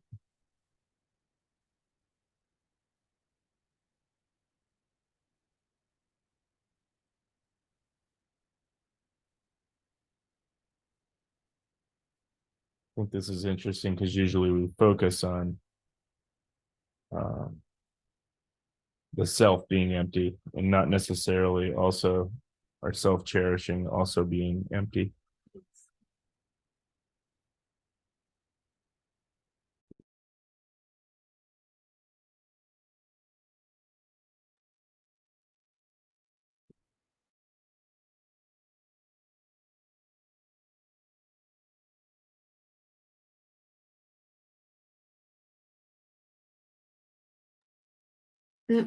I guess for me, it's kind of, is that we talk about that they don't exist, but here they say they exist conventionally, right? So we've been talking about everything being conventional and ultimate being able to exist because each other exists because they both exist together. So the self-grasping is conventionally something we've made up, but we really feel it's there, just like everything else. And Yeah, I think this is why they tell you to focus on times of extreme emotion when you're trying to get an idea for the object that needs to be negated, just because that's when it feels so solid and real. So it's a good time to look at, if you can remember to do so, which is tough. But you can always recall past times when you had that experience, and kind of do it in retrospect, which is helpful, I think, until you have the wherewithal to do it more in the moment.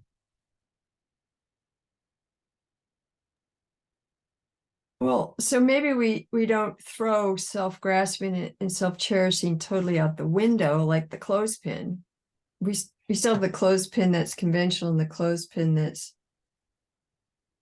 right that doesn't exist inherently. So we still have our self-grasp. I don't know. I'm asking this kind of as a question. So do we? Yeah, I think, I mean, we need an object to negate, right? Otherwise, like there need just like things need to be empty of something. You need to designate something, I guess. That's how I look at that part of it. I don't know. Yeah. I mean, it makes sense to me that you can't determine the non-existence of something unless you really look hard. Like, you have to look everywhere, right? There's a lot of places to look. In this case, maybe not as many places, but yeah, I think that's kind of what it's like for me. It's like, it's kind of like a roadmap. Like, you need to, like, once you get to where you're going, you don't need the map anymore, but you need the map to get there. That makes sense.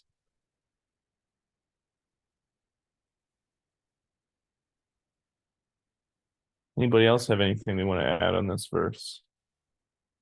The seeming of the appearance of self-cherishing and self-grasping.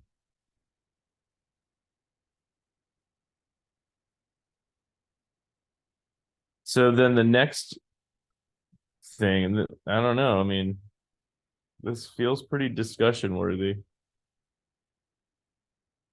The next line is, given that, what wheel of actions exists?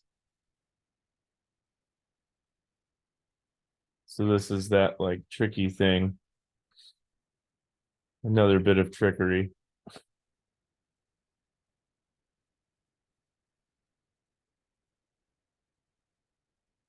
Does the wheel of karma exist?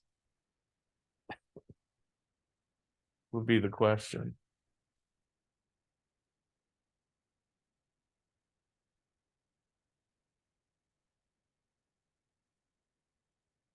Can you just do anything you want?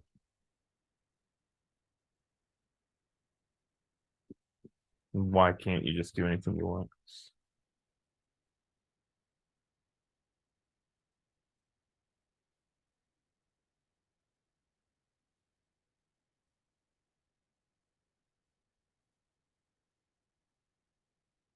Lefty really wants to know the answer to this question.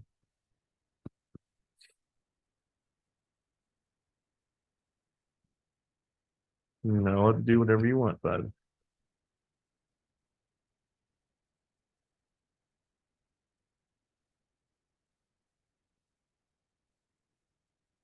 I mean, both translations are pretty similar here.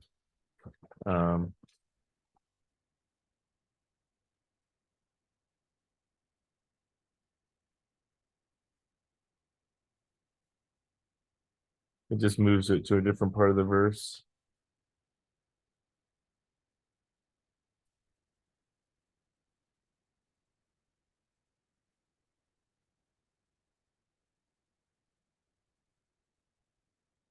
I mean, it's hard to say because the lines don't line up, so I can't read the corresponding line in the other translation. It doesn't make sense.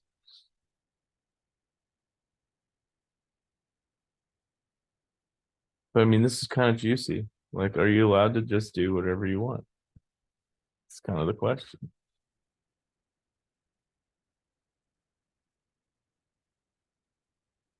Yes, go for it, Marilyn. I think Don was saying we still pay attention to cause and effect, that's still gonna be happening. So no, we don't do. Exactly. But there's just two emptiness and then the cause and effect, and we have to work with those. Two sides of the same coin, right? So this is that idea of the two truths. Yeah, bad things are still going to happen if you, and I think primarily, and maybe Don can speak to this a little more. I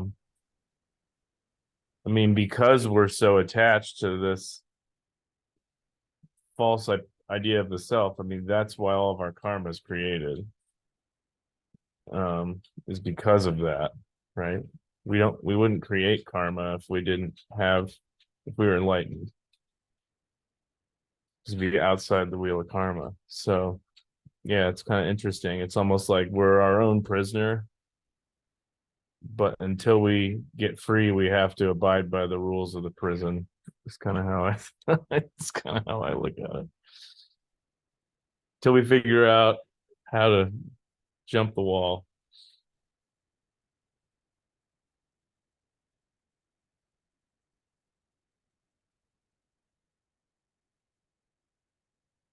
Well, let's see. We have one more.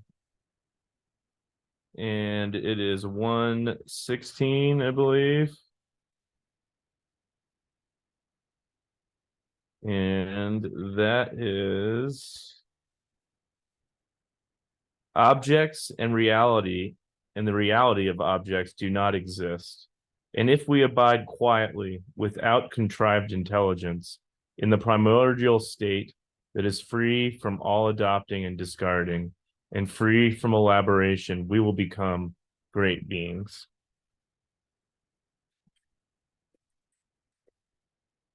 I actually was thinking a lot during this part because I was like,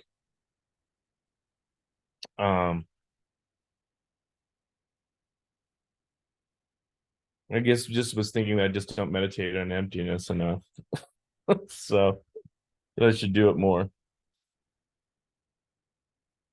Because I think like there's only so long you have like intellectual understandings, and then it really just comes down to like focusing on it, right? So, but that's what I kind of took from this verse is like once you develop the correct view, you can kind of, I almost felt like you develop the correct view, but then you just have to meditate on the correct view. Otherwise, you're just kind of spinning your wheels, right? Like you don't want to like keep looking for more views after you found the correct view. You just want to focus on the correct view. So anyway, anybody else have anything to add before we get Don back, or any questions in general or anything? Good job, Bill. Thank you. Yeah, no, I think what you were saying just a short while ago about kind of that we're in the prison and we are creating the prison, and as long as we're in the prison, we have to abide by the rules of the prison. I think there's something to be said for that again, because if we look at the whole mechanism, and some of you are familiar with this thing I do about the tree of samsara, that the roots are in our ignorance, and then we generate different states of mind, and then the karma that we create on the basis of that, and then the fruits we get from that. That's the process of samsara. And until we kind of break out of our own prison of samsara, we have to be meticulous in paying attention to those processes by which certain things arise. This is why karma and emptiness are really two of the most important teachings, because again, karma is a dependent arising. Emptiness, of course, is the ultimate truth, the emptiness of inherent existence of samsara, karma, everything that exists. So I think there's a lot of truth to that. If we think about again that we are building all of this structure of samsara on the basis of a false sense of an I, a false sense of who we are, that we can come to negate and come to deny through reasoning. My cat is on my lap. That's why I'm suddenly picking up my headphone cords and everything, so she doesn't chew on them. But yeah, I mean, that's the structure. If until we are free of all of that, that structure is going to need to be paid meticulous attention to, because that's the means by which we have particular results. And of course, karma, cause and effect, is also the means by which we attain the state of enlightenment and so on. You create at some point, when you do have this direct realizations of emptiness, you create what's called uncontaminated karma, which is karma that is outside of the sphere of samsara, that's creating the causes for results that are beyond samsara, that are super mundane, beyond this world. So anyway, that I think was quite good. What I'm going to do, I actually, during your discussion, I loaded the colophon, copied it from my Kindle version onto a document. I'll put it on the screen and I'll have Colleen send that out. It's a colophon from, again, Essential Mind Training. And you'll see it's quite longer than what we have in our text. And you can take a look at it. I'm not going to go through it tonight, but I just wanted to show that to you. So again, are there any questions from what we've discussed or from the entirety of this text? I know I've been working at it for 12 weeks now, so it's a lot of material, but anyone? I do want to say that if you are interested, I mean, this is again as a basic program course, something done, I went through at the very beginning of this module, the requirements for basic program, and hopefully you've been kind of doing all the reading and everything. What I'd like you to do, if you are interested in taking the examination for this, there's not like a set time for it. It's kind of on an honor system. The questions for the exam will be drawn from the questions that you all discussed, that you also got the homework answers for, and Colleen can send out the final homework answers, as well, so you have those to refer to. And I even will give people who want to take the exam a paring down of those, so you don't have to study 50 questions roughly, about 4 questions a week from all of this. You will basically study a portion of those. And then when you get to the exam, it will be even a smaller portion of those that you actually will have to answer. And the exam can be provided to you in a file that you essentially don't open until you're ready to sit down and take the exam. You will sign a little agreement that you're going to do all of this. It's very clearly laid out, and send that in advance. And when you actually find that you've got, hour or two, whatever it might take to do this. I don't think it takes a horribly long time, but some period of time where you feel like I'm going to do the exam, then you actually sit down, open the file, and from memory, answer enough questions again to kind of complete the exam. And then I grade it and let you know whether you passed or failed. And I'm sure you'll all pass. But the idea is that if you would like to do that, that's a nice way to kind of complete your learning from this course. And it gives you the sort of subject completion of Mahayana mind training, which is again one of the 9 subjects that are taught in basic program as the core curriculum. And then there's again 3 additional ones that are supplementary, but the 9 are the most important in terms of fulfilling if you were ever to do the completion of the entire basic program certification process. So for this one, it's relatively easy because this is one of the shorter basic program courses, but it gives you a flavor for doing that. And again, it's up to you whether you want to do that or not. I'm leaving it up to you. I would like to not have this carry on for too long. Like, if anyone wants to take the exam, if we could try to arrange for you to complete it. Again, the files can be sent to you, what have you. Try to complete it within a couple months so that I'm not grading something, a year from now that pertains to what you studied now. But if you need more time, I'll be flexible. I'm not, this isn't some university where you have to get everything in on time in order to get a passing grade or whatever. But so what I would suggest you do, if you're interested in doing that, you're certainly welcome to send your name to me, to my email address. But if you don't have my email address, at least send it to Colleen, who has been sending out all the material, and she'll forward it on to me.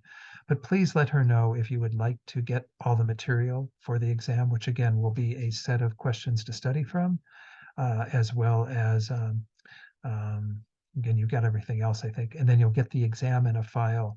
And with it will also be the verses. So you won't have to memorize verses. Like when you get to where it says, please comment on verses 115, A and B, they will be there, as on a sheet that you can refer to. So you don't have to have them memorized or what have you.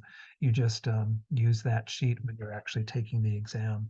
But don't print that sheet out in advance and put all kinds of notes on it, because the idea is really it's meant to be an examination to see how well you've retained some of the material that I've gone through and Geshe Jampa Gyatso's commentary on that. So you have the answers to study from, so you don't have to kind of come up with your own answers. You can work with what I've provided. And it's not just meant to be regurgitating it, because it should come back in your own words, your own thoughts around what has been set out in terms of the answers to those homework questions. Any questions on that? And then, of course, if you can do that within like maybe the next week or so, let Colleen know if you want that. And of course, you can get it and not do it, but I think it's really important that if you do say you'd like to receive it, that you put an effort into doing the examination. So is that clear? Everyone, again, send something to Colleen or myself within the next week, and then we'll make sure you get the files. I'll give those to Colleen to send out to those people. And then about 2 months later, we'll say, which will be roughly what, about tonight's the 5th? We'd say about mid-February, I guess, right? Somewhere in there. Okay. And that way we can wrap this all up. I can wash my hands of it in a sense, and hopefully we'll be going on to some other material or some other course. And by the way, with longer courses, what I prefer to do is to break them up into parts so that it's not like the entire, like if you were to study the middle length Lam Rim or Shantideva's text, those can go on for quite some time. And rather than accumulating so much information that you need to know in order to pass the exam, I would give like a periodic exam after a certain section or some chapters. At least if you do continue studying and you study with me, that's kind of the idea behind it, rather than forcing people to know everything at the end of a particular text. But know that, again, for the entirety of the basic program, there is a 3-month kind of study period where you do study all of the texts and have a good enough awareness of them to actually sit for a final exam that does cover the entire 9 subjects. So that's a little bit daunting, but that's how you get there, is by actually studying each of the texts and passing the exams with regard to each of them. So, all right. So if there aren't any questions, Ruth, you do have a question. Okay, please unmute. How do you choose the how are you going to choose the topics? I mean, how are you going to choose the questions? Well, the questions are what you already have in your homework and homework answers, and I've chosen a selection of them already from when I've given the exam before. And I'm choosing the ones that I think are more relevant for kind of the study of it.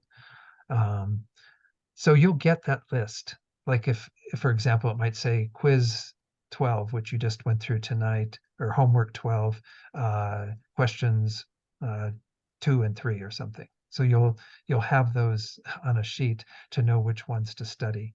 And you go back to those and you study those only. You don't have to study questions 1 and 4 from quiz 12, for example, or homework 12, because I'm telling you that the only ones that are going to potentially be on the exam are 2 and 3. This is just an example. I'm not saying that's Sure. what No, it no. is, but Yeah.